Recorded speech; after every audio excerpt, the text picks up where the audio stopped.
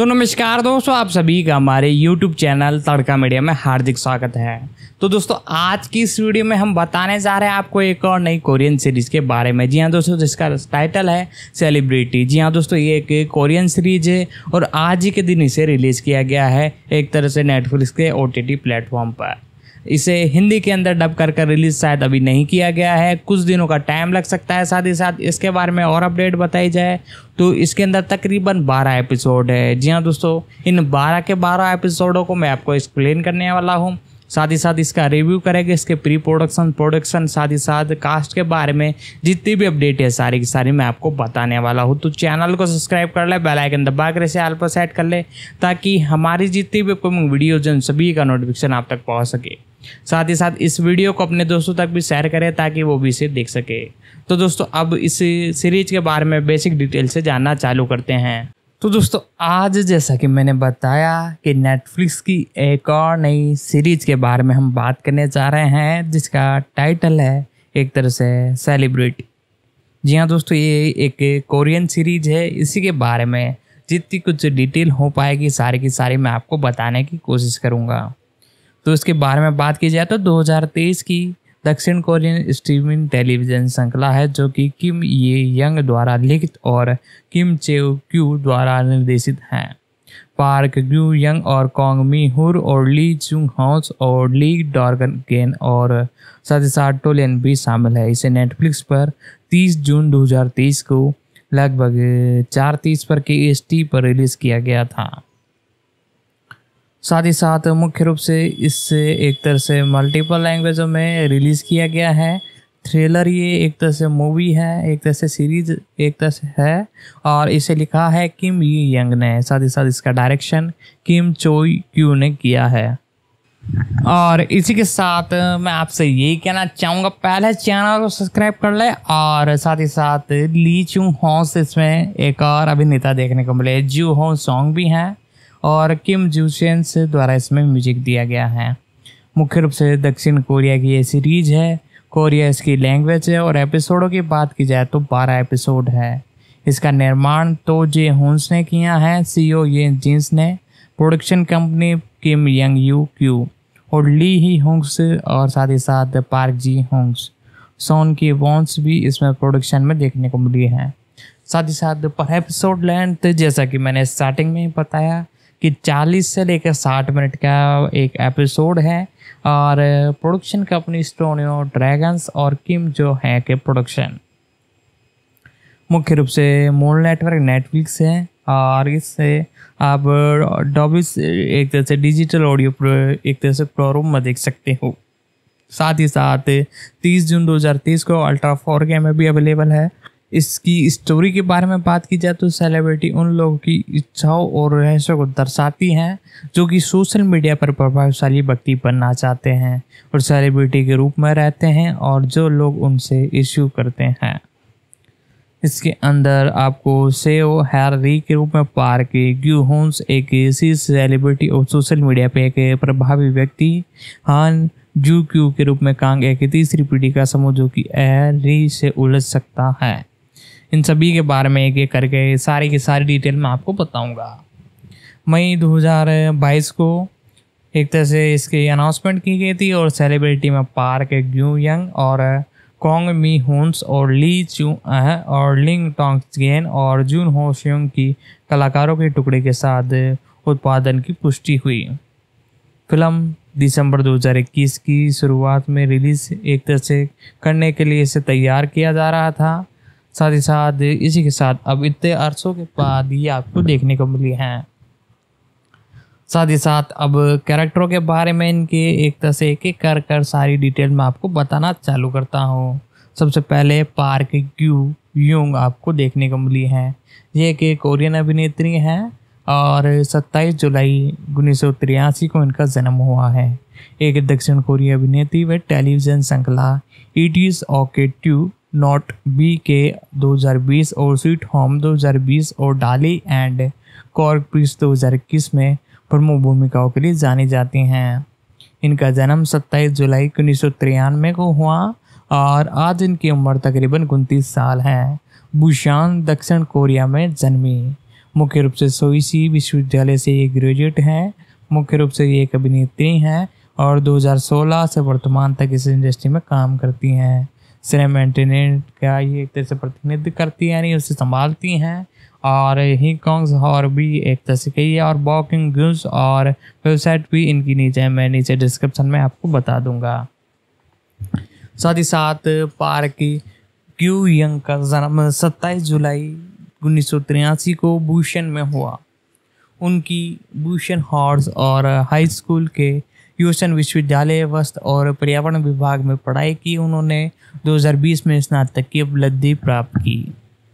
साथ ही साथ इसी के साथ दोस्तों इनके बारे में और डिटेल में आपको बताऊँ तो 2015 में JPV एंटरटेनमेंट द्वारा संयोजित जाने के बाद पार्क ने अभिनेता बनने के लिए प्रशिक्षण शुरू किया, जिसमें उन्होंने एक कॉलेज पत्रिका के कवर में देखा गया। और उन्होंने 2016 में जो पुलिस के संगीत वीडियो क्रॉसफॉल से अपनी विभिन्न एक तरह से अभिनय की शुरुआत की। 2016 से 2018 तक उन्होंने सॉल्वेंस की पंजरीरी ऑन सॉन और द थर्ड जॉन सी में सारे एक तरह से टेलीविजन नाटकों में सहायक भूमिका निभाई। वे बेबी ड्रामा मैजन स्कूल के मी स्टीफन जून में दिखाई दी। और पार्क ने 2018 में फिल्म वेचन और लेग स्किन से अपनी फिल्म करियर की शुरुआत की। 2019 में पार्क टेलीविजन नाटक romance is a bonus hook में नोटियनविल में सहायक भूमिकाओं में देखने को मिली। उसी वर्ष अगस्त में उन्होंने JPY एंटरटेनमेंट से अपना नाता जोड़ा और सरद एंटरटेनमेंट में शामिल होने से 2020 में उन्होंने TVS नाटक इवोल्यूशन के अंदर अपना अभिनय किया। साथ ही साथ इसी के साथ ये इनके साथ जुड़कर काम करने लगी। एक तरह से JPY एंटरटेनमेंट छोड़ दिया और इन एंटरटेनमेंट में पूरी तरह से शामिल हो चुकी थी, और जिसमें वह किम सूहुन्स और COG के साथ दिखाई दी। उसी वर्ष वह नेटफ्लिक्स की श्रृंखला स्वीट होम में दिखाई दी। 2021 में पार्क ने mister legend drama the devin age में किम कैन ओ के बचपन के दोस्त यू सूहुन्स के रूप में अभिनय किया, जो अब तक एक पुलिस जासूस है। बाद में उसी वर्ष पार्क KBS नाटक डाली एंड द कोर्स पुलिस में शामिल हो गई, जो कि उनकी पहली स्थानीय भूमिका थी। नाटक का प्रीमियम सितंबर 2021 में हुआ। फिल्मोग्राफी के बारे में बात की जाए तो इनकी फिल्मोग्राफी सबसे पहले आपको डियर 2017 और हट ब्लैक नाइट 2017, साथ ही साथ वेचर 2018, लव सीलिंग 2018 देखने को मिली। ज़्यादातर ये टेलीविज़न सीरीज में देखने को मिली है। ही गोस्ट एड्स फ्लाइट के अंदर आपको देखने को मिली और सोमी स्प्रेगरीज में 2017 में देखने को मिली। सुपर स्प्रेटन में आपको देखने को मिली और कैंगड्री की सुन्स लव स्टोरी में 2017 में देखने को मिली। साथ ही साथ ब्यूकेट लव्स में आपको 2017 में देखने को मिली और फाइट टू माय वे के अंदर ही आपको 2017 में देखने को मिली। रेन टू शीन्स 2017 से 18 तक, लाइफ ऑन मेरी 2018, क्वीन ऑफ स्टारियट 2 और the tune and the dolphin 2018, the third charm romancing is a bonus book 2019, साथ ही साथ knockout follower 2019, it's okay to not be okay 2020, साथ ही साथ द डेविल जंगड़ी और डेल एज कुकी प्रिंस 2021, साथ ही साथ a good day of be a dog 2023 में आपको देखने को मिली। वेब सीरीज़ की बात की जाए तो थॉटिंग यू 2016 और मैजिक स्कूल 2017, साथ ही साथ mission impossible James 2018, why are girls always angry 2018, sweet home 2020 से वर्तमान तक, और साथ ही साथ सेलिब्रिटी के अंदर ये आपको मुख्य रूप से मुख्य भूमिकाओं में देखने को मिली है 2030 के अंदर। साथ ही साथ स्कोडा गेम्स सेक्शन 2 के अंदर अपकमिंग ये आपको देखने को मिलने वाली हैं। जी हाँ दोस्तों, स्कोडा गेम एक तरह से सेक्शन 2 पर भी हम आपके लिए बहुत जल्द वीडियो लेकर आने वाले हैं, क्योंकि आप सभी का इंतज़ार ख़त्म होने वाला है और ये जो सीरीज़ है ये आपको बहुत जल्द देखने को मिलने वाली हैं। इसका सेक्शन 2 प्री प्रोडक्शन में चल रहा है और साथ ही साथ तकरीबन इस महीने के एंड में या एक तरह से ये महीना तो एंड ही हो चुका है, अगला जो महीना आ रहा है उसके एंड तक आपका इसका टीजर देखने को मिल सकता है। जी हाँ दोस्तों, जितनी भी अपडेट निकल कर आ रही है तो उसमें यही बताया जा रहा है इसका प्री प्रोडक्शन भी पूरा हो चुका है, डार्क प्रोडक्शन भी पूरा हो चुका है, साथ ही साथ अब इसकी रिलीजिंग की तैयारी है। तो इसलिए इसे एक तरह से रिलीज करने के लिए टीजर आउट किया जाएगा, फिर ट्रेलर, और इसके बाद आपको सीरीज ऑफिशियल रूप से देखने को मिलने वाली हैं। इस सीरीज की बजट के बारे में बात की जाए तो मुख्य रूप से ये इर्द गिर्द घूमती है। ये लगभग एक तरह से ऑफिशियल रूप से सोडा गेम के बारे में पूरी डिटेल लाएंगे, उसके अंदर हम डिस्कशन करेंगे। और म्यूजिक वीडियो में कई में देखने को मिली थी, और साथ ही साथ अवार्ड्स इनके बारे में बता देता हूँ आपको। ब्लैक संग art award 2021, KDS drama award 2021 है। साथ ही साथ दोस्तों इनके बारे में जितनी कुछ डिटेल हो सकती थी मैंने बताई। साथ ही साथ कांग मी हुन्स के बारे में अब जानते हैं, जो कि इसके अंदर अगले कैरेक्टर हैं। कांग मी हुन्स कोरियन अभिनेता हैं। इनका जन्म 28 जून 1961 को हुआ। एक दक्षिण कोरियन संगीतकार और गायक, गीतकार और अभिनेता है। वह दक्षिण कोरिया में रॉक बैंड कैम्ब्रस के ड्रमर हैं, और मुख्य रूप से 28 जून 1991 को इनका जन्म हुआ। आज इनकी उम्र तकरीबन 32 साल है। साउथ कोरिया में इनका जन्म हुआ, और डिजिटल स्किन महाविद्यालय से इन्होंने ग्रेजुएशन ली। ये एक सिंगर हैं, साथ ही साथ एक डांसर और अभिनेता, साथ ही साथ एक बैंडर, रॉक और साथ ही साथ हिप हॉप ये गाते हैं, और ड्रमर एक तरह से ये हैं। और 2009 से अब तक इस इंडस्ट्री में काम कर रहा है, यानी कि मूवी और सीरीजों के अंदर ही काम कर रहे हैं 2009 से। और FNC एंटरटेनमेंट इनकी लैब है, और साथ ही साथ इसी के साथ इनका कोरियन नाम मैं नीचे आपको लिख देता हूँ, आप उसे देख सकते हो। साथ ही साथ इनके बारे में और डिटेल में बताओ तो मुख्य रूप से कांग 2009 में क्लब्स के सदस्य बने, और समूह में ET लैब AI एंटरटेनमेंट के साथ 19 अगस्त 2009 को मिनी एल्बम नाउ और नेवर के साथ जापान में शुरू हुई। उन्होंने आधिकारिक तौर पर 2010 में मिनी एल्बम विक्टोरिया के साथ कोरिया की शुरुआत की, और शीर्षक track I Am a Lawyer Korean में तुरंत हिट हो गई। साथ ही साथ इसी के साथ 2010 से ये किस प्रकार से काम करते हुए है वो भी मैं आपको बताता हूँ। 2010 में कांग ने अपनी साथी कैन ब्लू सदस्य ली जोंग होंग के साथ एक सर्वव्यापी फिल्म ध्वनि में अपने अभिनय किया और करियर की शुरुआत की। इसके बाद उन्होंने SBF नाटक इट्स ओके डेनियन गर्ल्स में छोटे पर्दे की शुरुआत की। 2011 में उन्हें MBC के युवा में ड्रामा हॉर्टिक्स के कास्ट के लिए लिया गया था, जिसमें साथी CNBL सदस्य जोंग योंग है ने अभिनय किया। उन्होंने नाटक के लिए स्टार शीर्षक में एक ऑप्सी गए, और 2012 में उन्होंने KBS के साप्ताहिक परिवार नाटक माई है बेल्ट गो एंड फैशन में अभिनय किया, और एक प्लेबॉस के रूप में अपनी भूमिकाओं के लिए पहचान हासिल की। ये श्रृंखला लगातार 25 हफ्तों तक साप्ताहिक रेटिंग चार्ट के शीर्षक पर रही, और 40% लोगों ने इसे बहुत अच्छा बताया, जिसमें से 2012 में उच्च रेटिंग का कोरियन नाटक बन चुका था। और किम यू सुक द्वारा लिखित एक किशोर नाटक द वुरिन 2013 में अभिनय करने के बाद कोंग ने अधिक ही लोकप्रियता हासिल करना जारी रखा, और अपने सलाहकार किस जेंग के साथ उन्होंने 2013 में ड्रामफेयर अवार्ड में सर्वश्रेष्ठ ऑन स्क्रीन जोड़े के रूप में अवार्ड दिया गया। 2015 में कांग KBS की रिटेन विधि वाले शो ब्रेस फेमस के एक निश्चित कलाकार बन गए, और JTBC के शो मम इज वर्जन में होस्ट के अंदर नजर आए। 3 साल के अंतराल के बाद कांग ने 2016 में SBS के म्यूजिक ड्रामा एंटरटेनमेंट से नेटफ्लिक्स पर वापसी की, जिसके लिए उन्होंने SBS ड्रामा अवार्ड में उत्कृष्ट पुरस्कार जीता। उसी वर्ष वह जुलाई 2016 से नवंबर 2016 तक लैम्बो की सोलबेन के साथ KBS के live music show music bank के हॉट पर गए, और 2017 में कांग्स को NBC के मेडिकल ड्रामा होस्टिंगशिप में एक छोटी भूमिका निभाते हुए उनकी पहली प्रमुख भूमिकाएं मिली। 2018 में कांग की period comedy the princess and the magician में सहायक भूमिका थी। फिल्म की शूटिंग 2015 में हुई।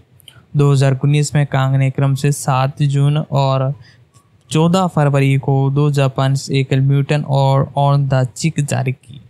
उन्होंने 13 मार्च को 3 और जापानी ट्रैक के साथ 2 एकल एल्बम रिलीज किए। 2020 की शुरुआत में सैनी ने छोटी के बाद कांग ने एक romantic comedy drama how to be thread में अभिनय वापसी की। स्टीमन टेलीविजन श्रृंखला का प्रीमियम 21 में एक तरह से आकोरेट पर हुआ और मार्च 2021 में कांग ने MBC की रोमांटिक कॉमेडी श्रृंखला हो हाई लेटियन में अभिनय किया।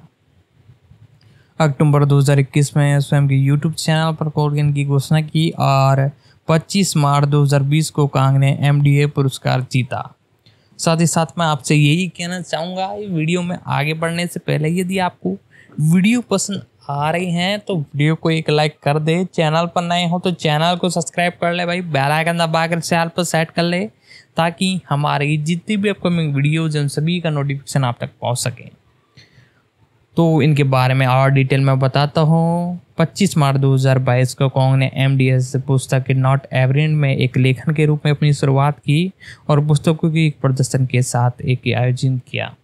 इस एमडीएन में मैंग कोस्टन क्लब के विराम चिन्ह स्टेफन शामिल है। सितंबर 2022 में ये घोषणा की गई कि कांग 9 अक्टूबर को बैक ऑफ मैन मिस्टीन में CNBS the pack man meet में 2022 कांग मी हुन्स में आयोजित करेंगे और हालांकि इसे स्थगित कर दिया गया और अक्टूबर 2022 में ये घोषणा की गई कि कांग 4 सितंबर को ताइपे तायम क्लब के मैन स्टिंग में 120 के एंजियन में आयोजित करेंगे। कांग 31 जुलाई 2018 को अपनी सैन्य सेवा से शामिल हुए और अपनी सेवा के दौरान उन्होंने 55वें डिविजन यूनिट में 7 में सेवा की। राष्ट्रीय रक्षा मंत्री की नीति के अनुसार कांग को एक तरह से 19 मार्च 2020 को ETS अवकाश में अपने बेस पर वापस लौटने के बिना एक तरह से छुट्टी दे दी गई। 6 अप्रैल 2019 को ये घोषणा की गई कि कांग गौरवन प्रांत में गोसन काउंट के चोकियन जंगल की आग के पीड़ितों को 10 मिलियन वॉन्स का दान दिया। जी हाँ दोस्तों, इन्होंने जो आग लग चुकी थी उससे पीड़ित लोगों को तकरीबन 10 मिलियन वॉन्स की मदद की। और होम ब्रिज में राष्ट्रीय आपात राष्ट्रीय संघ के अनुसार दान का उपयोग क्षतिग्रस्त क्षेत्रों के एक तरह से वसूली के लिए किया गया। और फिल्मोग्राफी के बारे में बात की जाए तो सबसे पहले ये एक्सलोट के अंदर 2010 में देखने को मिले। आई एम ए कैट 2017 और the princess and the mattress exposure upcoming इनकी एक तरह से फिल्म है जो कि आपको देखने को मिलेगी टेलीविजन शोज में ज़्यादा देखने को मिलेगी। 2010 में इट्स ओके बेबी गर्ल, साथ ही साथ 2021 में हार्ड थिंकिंग और my husband got a family, the हेडलीज 2013, इन प्रिंस 2016 और स्कूल 2017, साथ ही साथ हॉस्पिटल शिप 2017 और साथ ही साथ 2021 में ओह माय लेडी लॉरी 2021 में देखने को मिली। साथ ही साथ दोस्तों इसी के साथ मैं आपसे यही कहना चाहूँगा यदि आपको वीडियो पसंद आ रही हैं वीडियो को लाइक कर दें। तो इनकी फिल्मोग्राफी भी बहुत गजब थी।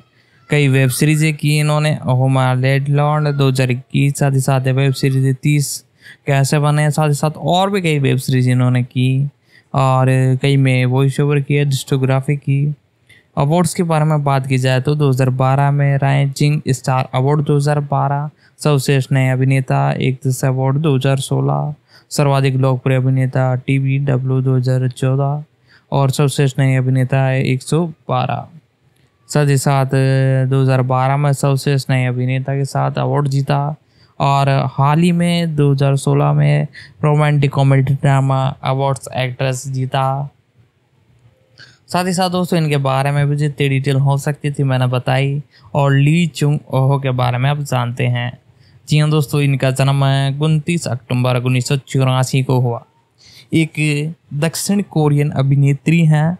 वह फिल्म टेम्प्रोस ऑफ वॉल्स 2004 और माई ट्यू फ्रेड 2002, 2007 के साथ लेबल ड्रामा क्यू मैंग होम रिम्स 2011 में VIP 2019 में प्रमुख भूमिकाओं के लिए जानी जाती हैं। तो इनके बारे में जितनी भी अपडेट है सारी की सारी मैं बताऊंगा। और मुख्य रूप से इनका जन्म 29 अक्टूबर 1984 को हुआ। आज इनकी उम्र तकरीबन 38 साल है। एनसन योंग प्रांत के दक्षिण कोरिया में इनका जन्म हुआ। हैयोंग विश्वविद्यालय से ये ग्रेजुएट है। थिएटर और फिल्म दोनों है एक तरह से वहाँ से की है इन्होंने। मुख्य रूप से ये एक अभिनेत्री है और 2002 से इस इंडस्ट्री में काम कर रही है। जे वैन किम्स द्वारा इनका प्रतिनिधित्व किया जाता है। इनके माता पिता ली शोंग चुन हैं। मुख्य रूप से इनके बारे में और डिटेल बताओ तो ली चुंग ओ ने अपने अभिनय करियर की शुरुआत फिल्मों रिसेंस of the little magical 2002, happy एरो क्रिसमस 2003 में सहायक भूमिका निभाने के लिए की गई। 2004 में उन्होंने टेम्पटेशन ऑफ वुल्सन 2004 में पहली भूमिका मिली, जो कि ग्यू योन्स के एक इंटरनेट उपन्यास का फिल्म रूपांतरण था। ली ने एक देहाती लड़की की भूमिका निभाई जो कि शहर में आती हैं और शहर के दो सबसे लोकप्रिय लड़कों के ध्यान आकर्षित करती हैं, जो जॉन हुनसन और कांग डोंग वोन द्वारा निभाई गई है। फिल्म ने दो अभिनेताओं को ब्रेक डाउन स्टार बना दिया, लेकिन ली को नहीं, और उन्होंने उनके पहले टेलीविजन नाटक let's go to the bridge 2005 में प्रमुख अभिनेताओं के लिए एक तरह से लिया गया, और जहां उन्होंने ली वोंस में जैक डालू लाइफरोड की भूमिका निभाई, और जो बाद में प्यार में पड़ गई थी। और 2006 में ली ने पारिवारिक ड्रामा जॉइन ट्यून और सर्विस फिल्म रिसेंट शॉन में अभिनय किया। इसके बाद ली ने माई ट्यूशन फ्रेंड 2 2007 में अभिनय किया, जो कि 2003 में इसी शीर्षक की हिट फिल्म की अगली कड़ी थी। उसमें एक शीर्षक की हिट फिल्म की अगली कड़ी बनाई और साथ ही साथ निहोन का अध्ययन किया, और जो अपने पहले प्यार की तलाश में कोरिया जाती है। फिल्म का एक खूबसूरत विश्वविद्यालय छात्र में मिलती है, जो कि उसकी कोरियन भाषा का शिक्षक बन गया था। एक साल बाद उन्हें किम जूबुन्स किम्स वेस्टर्न इन द 2008 में जेंग व्यूसंग के चित्रण पालक बहन की एक छोटी भूमिका मिली, और ली ने कहा कि वह घुड़सवारी का अध्ययन करती है और इसी फिल्म के लिए, लेकिन पोस्ट प्रोडक्शन में उनके दर्शनों को हटा दिया गया। बाद में उसने जोन्स पुलिस सीजन 2 में घुड़सवारी का पहला कौशल दिखाया, जो साम्राज्य गौरवन का शासनकाल के दौरान सेट की गई एक श्रृंखला थी, जिसमें उसमें एक जैसे अंधेरे अतीत के साथ एक ड्रामर की भूमिका निभाई। टेलीविज़न पर ली 2009 में romantic comedy the accident couples का पारिवारिक ड्रामा जोल विंडोज के साथ सहायक भूमिका निभाने के लिए गई। इसी के बाद 2010 में जेन नाटक प्योल पैम्पिंग फ्लॉन्स लाए, जिसमें उनके एक आदर्श दिल वाली लड़की की भूमिका निभाई, जो कि कठिन परिस्थितियों में भी उम्मीद नहीं खोती।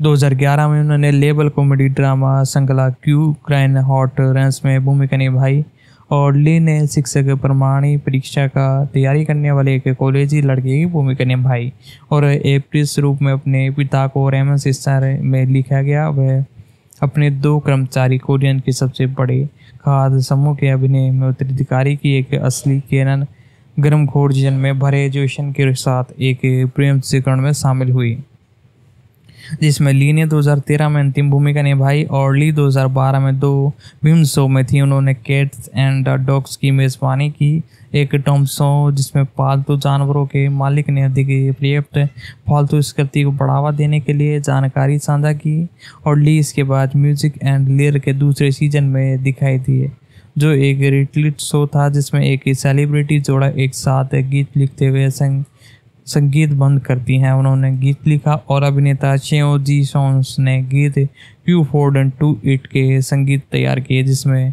लेहोंग योंग सो ने गाया था, और पारिवारिक नाटक दा में सोन इन क्यू के चित्रण के लिए थीम गीत के रूप में इस्तेमाल किया गया। और ली 2013 की रिवेंज थ्रिलर एंड फैंस में हैप्पी एरो क्रिसमस के से कलाकार किम्स के साथ थी।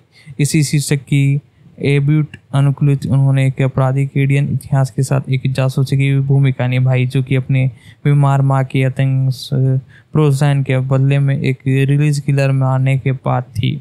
बाद के वर्ष में उन्होंने साप्ताहिक नाटक श्रृंखला वंडरफुल नाम मामा में एक डोरियन पत्नी की भूमिका निभाई, जो कि इनकी सबसे अच्छी भूमिका मानी जाती है। जुलाई 2021 में ली ने वाइन कंपनी के साथ एक अनुबंध का हस्ताक्षर किया। 2022 में NBS नाटक $1 वकील में दिखाई दिए, और साथ ही साथ इसी के साथ उनके पिता संगीत थिएटर अभिनेता ली शोंग चू हैं, उन्होंने 2013 में अभिनय ली कूबोन्स के साथ डेविन शुरू की। वह 2011 की सीरीज कूल ग्रेज हॉट में सह कलाकार थी और 2019 में लगभग एक तरह से देखने को मिली। और लिटिल मैंस गर्ल्स का एक पुनर्धन 2002 था और हैप्पी हीरो क्रिसमस में देखने को मिले 2003 में और वीडियो का प्रोब 2013 में। साथ ही साथ ग्रीन टी प्लेट डार्क योजन 2005, अच्छा बुरा आजिज 2008, मिस्टर डैनियन को ढूंढो और 5 2013, पहला प्यार मुझे एक दिन मिला 2014 और उत्तरी सीमा और रॉबिन्स और फिर से टेलीविजन श्रृंखला चलो समुद्र तट पर चलते हुए 2005, एक साथ जा रहे थे और ट्यूशन पुलिस सीजन 2 और द एक्सीडेंट कैपल्स और जॉल विधवाएं और शुद्ध गुरुजी का फल और फूल ग्रेज हॉट रेमंस 2011 और अद्भुत माँ और डेटिंग एजेंट्स केलियस और high school king of sevens इसकी यूनिवर्स में दुल्हन के रूप में देखने को मिले। पीछे उन जासूस भाग्यशाली रोमान, साथ ही साथ क्योंकि यह मेरी पहली जिंदगी थी और अपनी नौकरी छोड़ने का सर्वोत्तम लक्षण था। खूबसूरत दिन थे और इनकी 2019 की मूवी थी नमस्ते टेक्लूस 2020 और एक्लस 2020 से 2011 एक डॉलर वकील के अंदर भी ये देखने को मिले। साथ ही साथ दोस्तों इसी के साथ मैं आपसे कहना चाहूँगा यदि वीडियो पसंद आए तो वीडियो को लाइक कर दें। तो टीवी शोज में भी कई में आपको देखने को मिले, साथ ही साथ सेलिब्रिटी में वेब सीरीज में 2030 में आपको ये देखने को मिली है। साथ ही साथ television shows the fox edge ब्रूटर में 2010 में और कैट एंड डॉग में 2012 में म्यूजिक एंड लिरिक्स सेक्शन 2। साथ ही साथ बैटलर ट्रिप 2016 और रॉलियस पुलिस 2018, एवरियंस की टेंस 2019 से। साथ ही साथ the power of the art market art कोल्ट्रेंस 2022 से। साथ ही साथ म्यूजिक वीडियो की बात की जाए तो we were in the love 2004 और कॉवंस 2005। साथ ही साथ बिकॉज ऑफ यू और टेलीफोन्स 2010। साथ ही साथ the day of the love.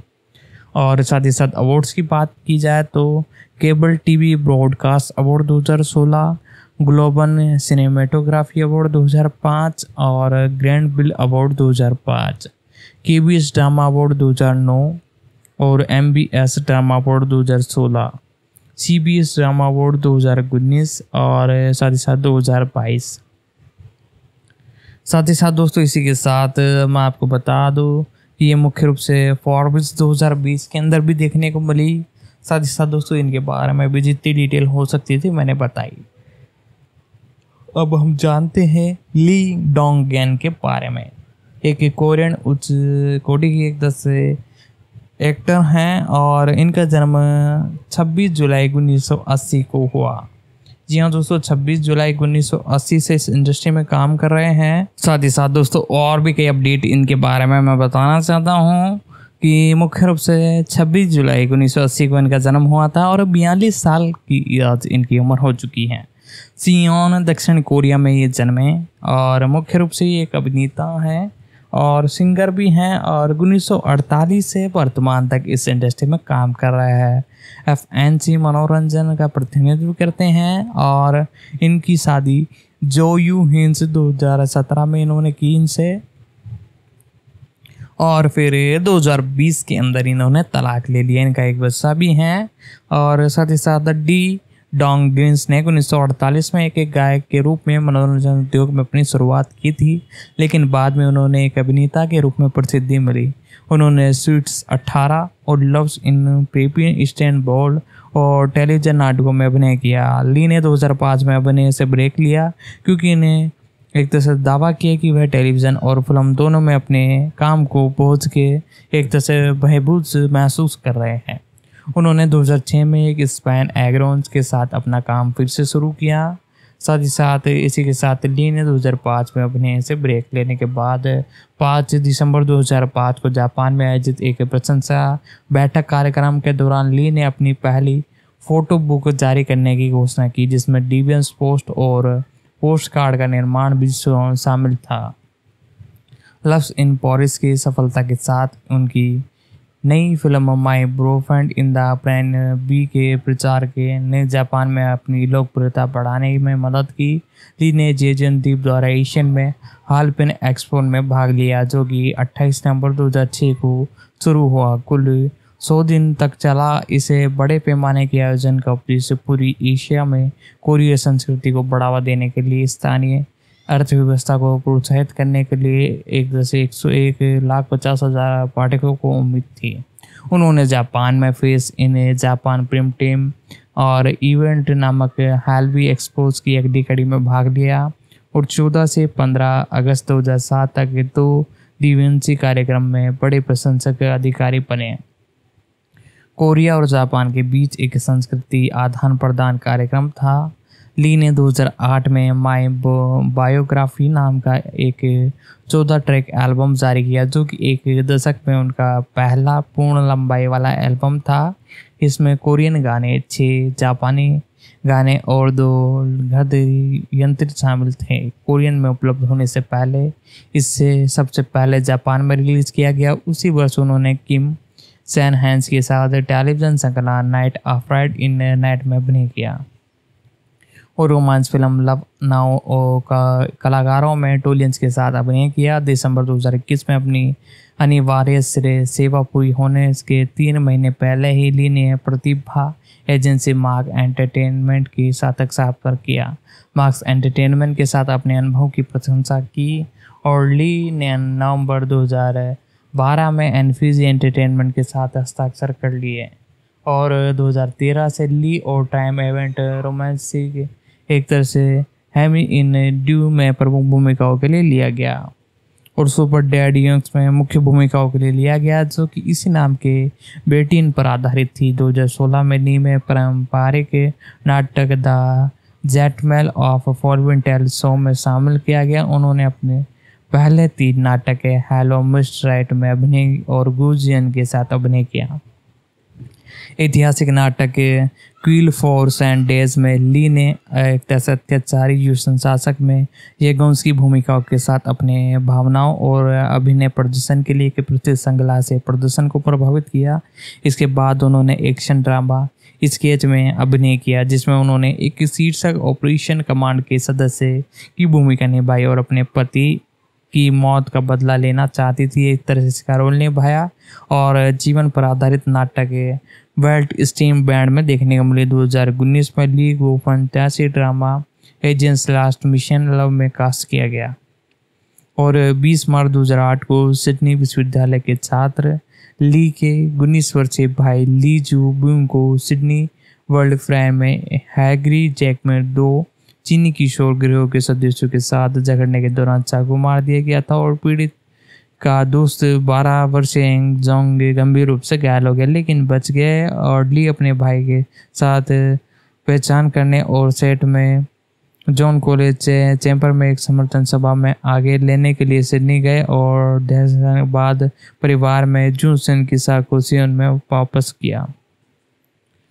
और साथ ही साथ ली को 15 जून 2010 को गोवन प्रांत के चुनियंस के 102 रिजर्व 4 सप्ताह के बुनियादी प्रशिक्षण के बाद 21 महीने की स्किप ड्यूटी के लिए अपने अनिवार्य सैन्य सेवा के लिए भर्ती किया गया और उन्हें राष्ट्रीय रक्षा मंत्रालय की रक्षा मीडिया एजेंसी में काम किया और उन्हें सेना का मादर एक तरह से मजदूर रामजूद नियुक्त किया गया और उन्हें 28 मार्च 2012 को छुट्टी दे दी गई और उसी दिन उन्होंने अक्टूबर में कोरियन एंटरटेनमेंट सर्किट में आयोजित 2012 के कोरियन एक तरह से फॉर्मूला 1 ड्रॉ फ्रीज के साथ प्रसारित राजदूत नियुक्ति की गई। और साथ ही साथ 28 फरवरी 2017 को डी डोंगेंस और द जेटलेस ऑफ वॉल्टिन टाइम शो में अपने सह कलाकार जॉन यू ही के साथ डेटिंग करने के लिए प्रतिष्ठित हुई और 2 मई को ली ने घोषणा की कि उन्होंने अपनी शादी पंजीकृत कर ली है और 29 सितंबर को एक निजी विवाह समारोह आयोजित किया गया और 14 दिसंबर 2017 को एक बच्ची का स्वागत किया गया और 27 मई 2020 को ऐसे मतभेद के कारण उनका तलाक हो गया। डिस्कोग्राफी के बारे में भी बात करेंगे। फिल्मोग्राफी पहले जान लेते हैं। सबसे पहले इनकी फिल्मोग्राफी थी एड मैडनेस, जो कि ठीक ठाक चली और फ्रेंड्स 2002 टूलिस ऑफ योर ओवन बर्ड 2002 और sang don't let go to school 2003, a problem at my योगर ब्रदर्स हाउस 2003, स्वीट 2018 और lovers in the Paris 2004, standard glass 2004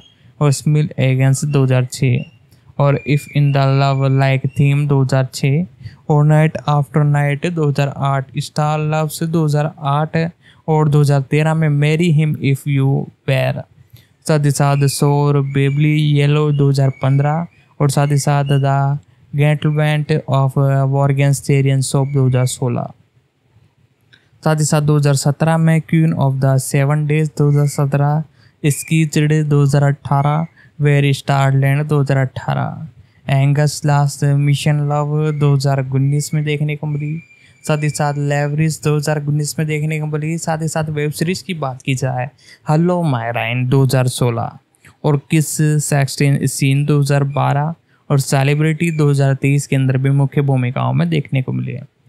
filmography के बारे में बात की जाए तो 2002 में फैमिली और 2005 में my boyfriend in the type B और 2007 में लव नाउ।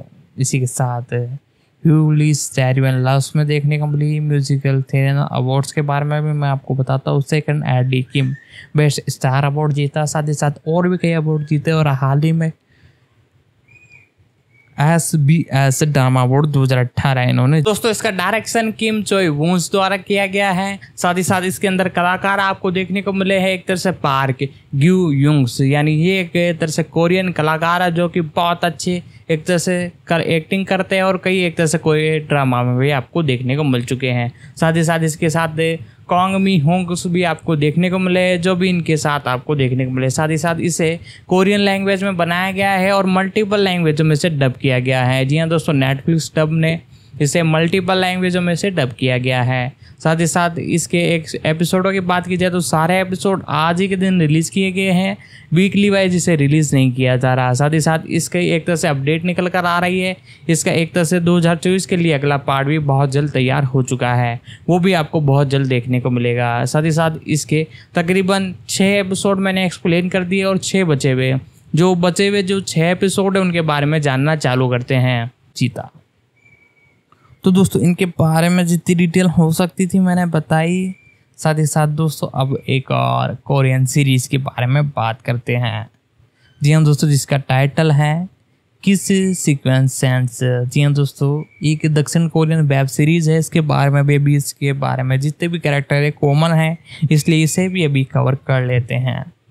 एक दक्षिण कोरियन वेब सीरीज श्रृंखला है जो कि शीर्षक के वेब उपन्यास पर आधारित है, जिसे गॉड गिलिंस और बेट्यून ने बनाया था। नाम की डू द्वारा निर्देशित, जियोन यू द्वारा लिखित और यू के सॉन्ग जेसन जी हांस और किम जी सॉन्ग द्वारा अभिनेता ये हॉन्ग यूशन की कहानी बताई है।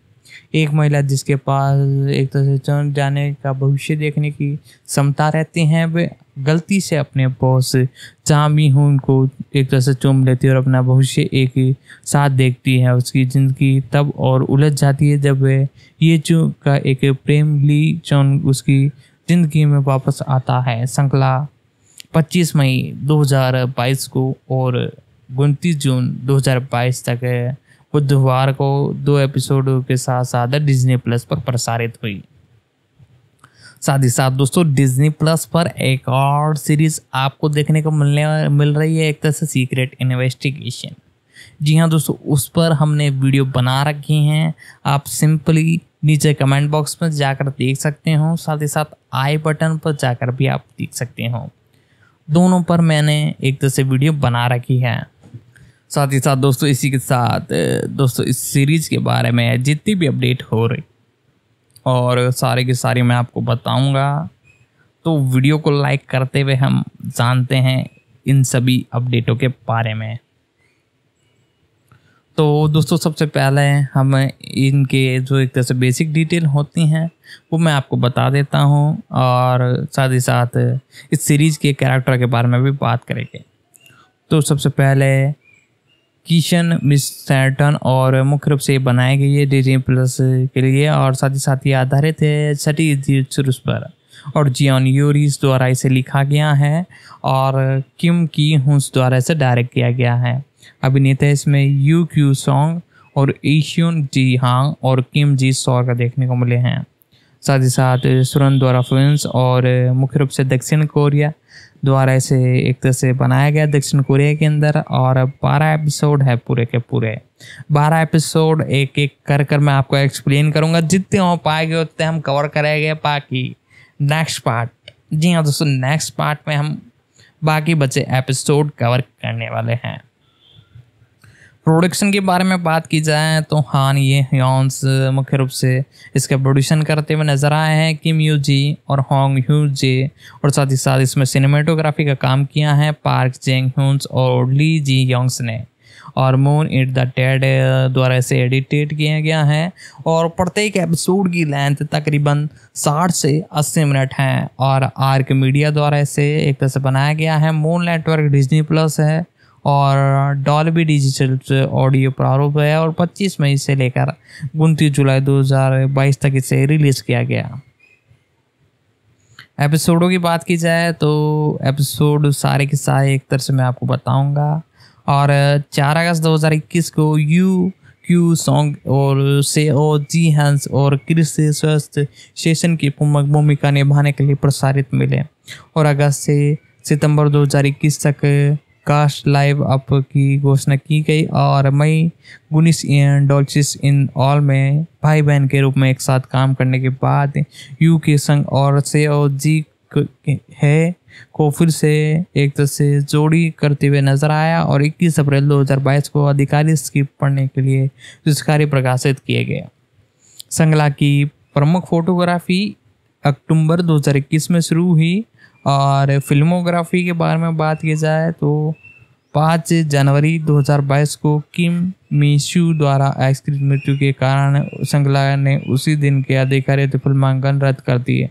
फिल्मांकन रोकने के अगले दिन ही फिल्मांकन फिर से शुरू हुआ, लेकिन इसी बात की कोई पुष्टि नहीं की गई कि किम के चित्रण को दोबारा बनाया जाएगा या किम को दर्शित पूरा किया जाएगा। रिलीजिंग के बारे में बात करते हैं तो उससे पहले वीडियो को लाइक कर दें।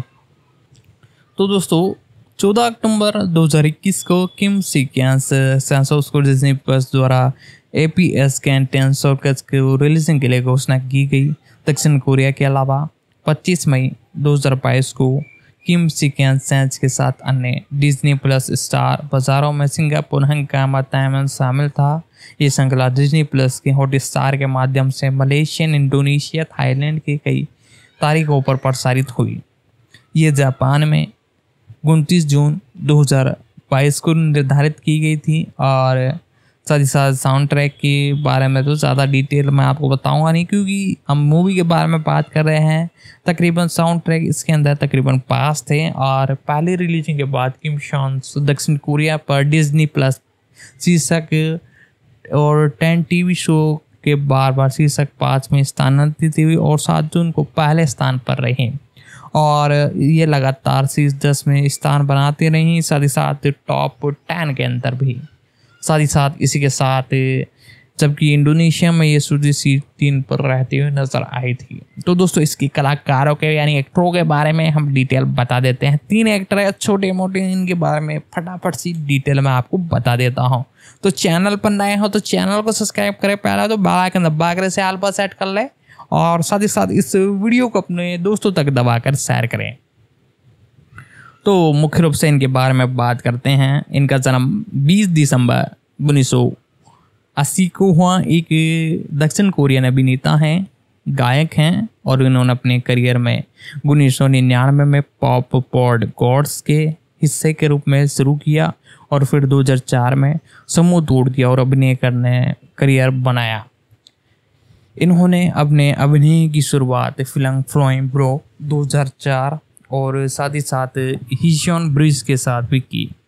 साथ ही साथ इसी के साथ मुख्य रूप से 2008 में मेल्डो ड्रामा क्रेज फॉर यू 2007, साथ ही साथ एक्सक्लूसिव 2009 और hit series the great and love 2011 और इंडी प्लूस 2011 में बड़े पर्दे पर लौट आए। और इनकी परफॉर्मेंस देखते हुए 20 दिसंबर 1980 को एक तरह से इनका जन्म हुआ था और आज इनकी उम्र 44 साल है। इनकी परफॉर्मेंस को देखते हुए इन्हें टॉप 10 सूची में रखा गया है इस ईयर के अंदर। साथ ही साथ ग्रेजुएशन इन्होंने चोंगी कॉलेज ऑफ ईस्टर्न क्यू यूनिवर्सिटी से भी की है। मुख्य रूप से ये एक अभिनेता हैं, सिंगर हैं और 1999 से इस इंडस्ट्री में काम कर रहे हैं और ओनली एंटरटेनमेंट के एक तरह से प्रतिनिधित्व करते हैं। और इनकी शादी चा हुई यू से हुई 2021 में। मुख्य रूप से ये एक अभिनेता सिंगर के साथ साथ एक आर्टिस्ट भी हैं, आर्ट भी बनाते हैं, लेकिन इनका ये एक तरह से सिर्फ एक रुतबा है 1999 से 2004 तक। और साथ ही साथ इस इंडस्ट्री में लंबा ब्रेक लिया इन्होंने, तकरीबन 10 साल के बाद कमबैक किया 2014 में।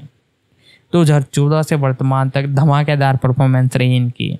तो दोस्तों पर एपिसोड की लेंथ की बात की जाए तो पर एपिसोड की लेंथ तकरीबन 40 से 60 मिनट के बीच में है, यानी एक एपिसोड तकरीबन 40 से 60 मिनट के बीच में है और तकरीबन 12 एपिसोड आपको देखने को मिले हैं। साथ ही साथ दोस्तों मैं आपसे आगे बढ़ने से पहले यही कहना चाहूँगा, यदि चैनल पर नए हो तो चैनल को सब्सक्राइब कर ले, हमारे ऑफिशियल यूट्यूब चैनल तड़का मीडिया को बेल आइकन दबा कर इसे ऑल पर सेट कर ले, ताकि हमारी जितनी भी अपकमिंग वीडियोज उन सभी का नोटिफिकेशन आप तक पहुँच सके।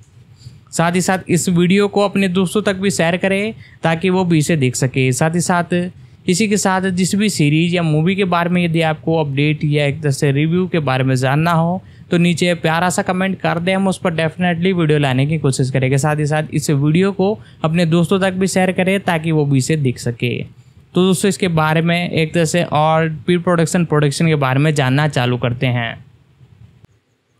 तो जानते हैं किस प्रकार से इन्होंने 1999 से 2004 तक पॉप स्टार की शुरुआत की।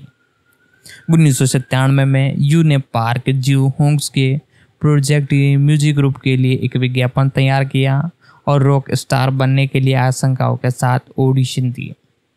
साथ ही साथ इन्हें एक तरह से ग्रू ओवन डेजन की समीक्षा के रूप में गॉर्डन नामक 5 सदस्य बॉय बैंड बने गए और जनवरी 1999 में इसकी शुरुआत हुई और अपने पहले दर्शक को फीकी प्रतिनिधित्व के बावजूद समूह के खुद को 2000 के दशक के सबसे लोकप्रिय बॉय बैंड में एक तरह से स्थापित किया और ओल्डनस्टीन इन लॉ में अपने टेलीविज़न डेब्यू किया और दिसंबर 2005 में अनिश्चितकालीन अंतराल में जाने से पहले समूह अपना 7वां और अंतिम एल्बम जारी करेगा। और समूह के कुछ प्रशंसकों ने यू को देशद्रोह का और उन्होंने समूह छोड़ने को दोषी ठहराया। विभिन्न मीडिया आउटलेट में अनुमान लगाया कि सदस्यों के बीच दरार थी और उन्होंने अभिनय के पक्ष में मुंह तोड़ मोड़ लिया। साथ ही साथ इसी के साथ इनके बारे में और डिटेल में बताता हूँ 2004 से इन्होंने किस प्रकार से कमबैक किया। उससे पहले मैं आपसे यही कहना चाहूँगा, यदि आपको वीडियो पसंद आ रही हैं तो वीडियो को लाइक कर दे, चैनल पर नए हो तो चैनल को सब्सक्राइब कर ले, बेल आइकन दबा कर इसे ऑल पर सेट कर ले ताकि हमारी जितनी भी अपकमिंग वीडियोज़ हैं उन सभी का नोटिफिकेशन आप तक पहुँच सके। साथ ही साथ जिस भी सीरीज़ या मूवी के बारे में आपको जानना हो, कुछ भी अपडेट जाननी हो या किसी भी चीज़ के बारे में जानना हो तो एक प्यारा सा कमेंट हमारे कमेंट बॉक्स में कर दें, हम डेफिनेटली उस पर वीडियो लाने की कोशिश करेंगे। साथ ही साथ इस वीडियो को पहले तो दबा कर शेयर कर दें। साथ ही साथ चाहे वो किसी भी OTT प्लेटफॉर्म का, Disney Hotstar, Apple plus, Amazon prime, किसी भी OTT प्लेटफॉर्म की वो सीरीज हो, आपको सिंपली उस मूवी या सीरीज का एक तरह से नाम कमेंट बॉक्स में लिखना है, हम उस पर डेफिनेटली वीडियो लाने की कोशिश करेंगे। साथ ही साथ इस वीडियो को भी अपने दोस्तों तक भी शेयर करें ताकि वो भी इसे देख सकें। साथ ही साथ दोस्तों अब हम बात करेंगे इनके बारे में और भी जितनी कुछ डिटेल हैं वो सारी के सारी मैं आपके साथ डिस्कशन करने वाला हूँ। साथ ही साथ दोस्तों इसी के साथ इन्होंने जनवरी 2007 में इस इंडस्ट्री के अंदर बहुत साल मचाना चालू कर दिया। जी हाँ दोस्तों, क्योंकि 2007 में इनकी एक तरह से सीरीज में इन्होंने काम लिया ली मी जॉन्स से प्यार करते हुए और किम हानेशन वर्स ऑफ 6 एंड 8 में कास्ट किया, जिसमें 6 साल के रिश्ते में एक जुड़ी भूमिका निभाई। और किम के अनुसार यू के बारे में शुरुआती धारणा ये थी कि वह बहुत शर्मीली थी। साथ ही साथ दोस्तों इसी के साथ मुख्य रूप से 2009 में उन्होंने अपनी एजेंट स्टीवंस छोड़ दी और मई में एज एंटरटेनमेंट में शामिल हो गई और जीवन पर आधारित एक नाटक ट्रिप में एक हल्की भूमिका निभाने के लिए यू ने फिल्म द एक्सक्यूजर्स के लिए अभिनय किया और दक्षिण कोरियन में मृत्युदंड की जांच की गई और इसकी शुरुआत में 40वें ब्यूस्टन इंटरनेशनल फिल्म फेस्टिवल में हुई और यू ने एक कनिष्ठ जेल प्रहरी की भूमिका निभाई जो कि एक परीक्षा में सफल होने के बाद अपना पद संभालता है और दुर्भाग्य से जेल में ऐसे अनुभव वाले एकमात्र अन्य प्रहरी के नौकरी छोड़ने के बाद खुद को फंसा देने के लिए नियुक्त पाता है। पहले रिलीज होने से ठीक पहले उन्होंने जेक्सू कोरियंस के साथ एक साक्षात्कार में विवादास्पद टिप्पणी की, ये कहते हुए कि दक्षिण कोरिया फिल्म उद्योग में वार्चन में वर्चन था। साथ ही साथ दोस्तों इसी के साथ वह इस इंडस्ट्री में काम करते हुए नजर आए और बहुत अच्छी इन्होंने मूवी दी। और साथ ही साथ नाटक की सफलता के बाद इसमें यूं की लोकप्रियता ने उनके एजेंट बजट पर गंभीर रिटर्न पर ध्यान केंद्रित किया और उन्हें 2011 में ग्रैंड बेल अवार्ड्स और ड्यू ड्रैगन फिल्म अवार्ड्स में सर्वश्रेष्ठ अभिनेता के लिए नामांकन सम्मानित किया गया। साथ ही साथ इसी के साथ लोकप्रियता हासिल की और 2014 की शुरुआत में घोषणा की गई कि वे गॉड के लिए मूल 5 सदस्य बैंड की 15वीं वर्षगांठ मानने के लिए फिर से एकजुट होगी और इसमें एक दशक के बाद संगीत उद्योग में यू की वापसी को चिन्हित किया और उन्होंने जुलाई में अपना 8 एल्बम जारी किया। इसके बाद उन्होंने अपना राष्ट्रीय संगीत कार्यक्रम की यात्रा शुरू की और यू ने वीडियो गीत के लिए एक गीत वीडियो जो कि प्रशंसक के रूप में उभारते हुए व्यक्त किया और 2014 में यू ने मंडलोरी ड्रामा श्रृंखला द फूल सन में अभिनय किया जिसमें उन्होंने एक टैंक्स की भूमिका निभाई जो कि एक आभूषण उत्तराधिकारी के साथ एक जटिल रोमांस में प्रवेश करता है। इसके बाद रोमांटिक कॉमेडी फिल्म रेड कॉप्टन में एक वेश्यन फिल्म निर्देशक की भूमिका निभाई जो अपनी पहली व्यावसायिक फीचर फिल्म बनाने में सफल देखता है और जिसे द एनफेयर के नाम से जाना गया और यूनी की फिल्म जहां पर उन्होंने एक सार्वजनिक रक्षक की भूमिका निभाई जिसके गृह का जबरन तेज और दौरान एक दंगा पुलिस कमरे की हत्या करने के साथ साथ जिसका फिल्मांकन 2013 में पूरा हो चुका था। और 2016 में यू ने अमेरिकन टेलीविजन श्रृंखला द गुड फाइट के कोरियन रीमेक में कास्ट की। इसके बाद यू ने फिल्म द बेंचेस डेड में एक विकलांग व्यक्ति की भूमिका निभाई जो कि E.J. योंग द्वारा निर्देशित एक बुजुर्ग एशियन के द्वारा एक खट्टा मीठा नाटक था। यू ने क्राइम नो और द ऑर्टन में एक खलनायक की भूमिका निभाई जिसका प्रीमियम 2017 के अंत में हुआ। उन्होंने अगली बार थ्रिलर गॉडलाइट स्पेन में अभिनय किया जिसमें नायक एक दोस्ती की भूमिका निभाई जिसकी वो पीछे एक तरह से सौंप दिया गया था। 2019 में यू ने मालमो ई द सीक्रेट मिशन में अभिनय किया और जिसमें 2 लोगों को दर्शक बनाया गया और 1980 में गुप्त रूप से कोरियन शब्द इकट्ठा करने के लिए देश की यात्रा करते हुए उसी वर्ष उन्होंने फैंटेसी एक्शन में लिया और फ्यूचर नोड में दिखाई दिए। यू ने अपने परिवार में 2 भाई बहनों में से सबसे छोटे थे और इसी के साथ ये पले बढ़े। साथ ही साथ दोस्तों इसी के साथ इनकी फिल्मोग्राफी के बारे में बात कर लेते हैं। 2005 में फ्लाई बॉयज इनकी फिल्मोग्राफी देखने को मिली है। साथ ही साथ lovers of sex year 2008, the moonlight of the shields 2008, the exclusive 2009, come closer 2018, पोंगरस 2011। साथ ही साथ इसी के साथ one perfect day, hello my love 2013। साथ ही साथ रेड क्रीप्स 2014 और मैरिज ऑपरीज 2015, द बेंचेस लेडी और द आउटलैंडर्स। साथ ही साथ गोल्डन स्पून और मेल में ई द सीक्रेट मिशन 2019 में। साथ ही साथ स्पॉर वॉल्कर्स में आपको देखने को मिले। साथ ही साथ टेलीविज़न सीरीज भी कई है इनकी। और अब अगले कैरेक्टर के बारे में फटाफट से जान लेते हैं। सीओ जी हांस। जी हाँ दोस्तों, ये एक कोरियन अभिनेत्री है। इनका जन्म है 24 अगस्त 1984 को। वह एक दक्षिण कोरियन अभिनेत्री है और हॉरर फिल्म वॉइस 2005 में अपनी पहली बार ध्यान आकर्षित करने के बाद एस तब से कई टेलीविज़न नाटकों में अभिनय किया और विजुअल रूप से 95 डेज 2011 में, पंच 2040 में, डोमेडेड्स 2016 और क्रेश लैंडिंग ऑन आप 2019 और रेड बुल्स 2022 से 2030 तक एक तरह से निभाते हुए नजर आई थी। 24 अगस्त 1984 को इनका जन्म हुआ और तकरीबन इनकी उम्र 38 साल है। दक्षिण कोरिया में इनका जन्म हुआ। सिक्लोज विश्वविद्यालय से ये ग्रेजुएट है। मुख्य रूप से एक अभिनेत्री हैं और 2003 से वर्तमान तक इस इंडस्ट्री में काम कर रही हैं। और फिल्मोग्राफी के बारे में बात की जाए तो सबसे पहले इनकी फिल्मोग्राफी वॉइस 2005, द मेफियन, द सेल्मस 2007 और ए लोइन ट्री 2010, साथ ही साथ द सीक्रेट कोस्टगार्ड और फ्रॉम प्रेस 2018। साथ ही साथ द टेलीविजन की बात की जाए तो ऑल इन और मेरियन स्टोरीज और साथ ही साथ इनटू द स्टॉर्म। साथ ही साथ 2004 में the women who want marry और सी डॉन्स और MBS बेस्ट थिएटर ब्रिड, साथ ही साथ MBS बेस्ट थिएटर वो आर द ट्रेंड। साथ ही साथ legend of the hand and dance 2007, I love you 2008, चून्स हैप्पी इवेंट्स 2008 में देखने को मिले।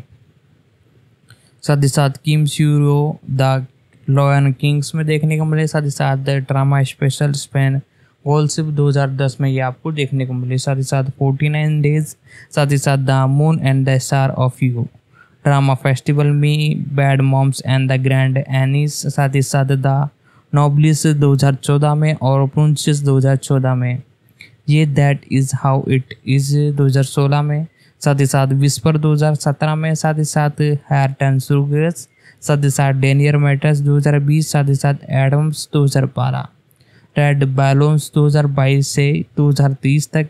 वेब सीरीज की बात की जाए तो 2021 में डॉक्टर बेरियन, साथ ही साथ किस सेक स्किन्स, जी हाँ दोस्तों, जिसके बारे में हम जान रहे हैं उसमें भी देखने को मिले।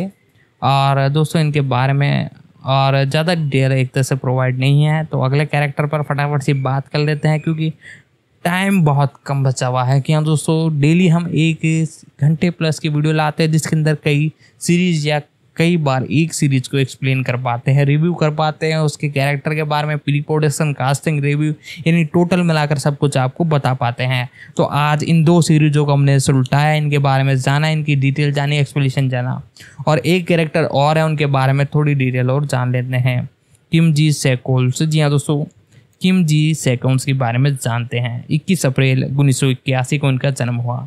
एक दक्षिण कोरियन अभिनेता हैं और किम बोसोस का जन्म 21 अप्रैल 1981 को हुआ। तकरीबन आज इनकी उम्र 42 साल है। सियोंग, दक्षिण कोरिया में ये जन्मे और मुख्य रूप से ये अभिनेता हैं और 2001 से इस इंडस्ट्री में काम कर रहे हैं।